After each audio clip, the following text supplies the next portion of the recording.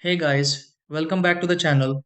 If your smart bird feeder camera has stopped recording videos, even though it's powered on and connected, you're probably wondering where all of your bird clips have gone. You might still be able to watch the live view, but when you open the playback section, there are no new recordings available.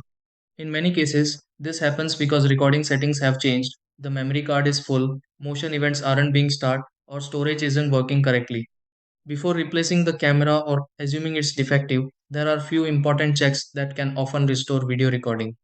In this video, I'll show you the steps you can try to get your SmartBird feeder camera recording again. 1. Check that the micro SD card is installed correctly and has free space. 2. Enable motion or continuous recording in the camera settings. 3. Verify the camera is connected to a stable Wi-Fi network. 4. Format the memory card through the app if recordings are corrupted. 6. Start a motion event and confirm a new video is saved.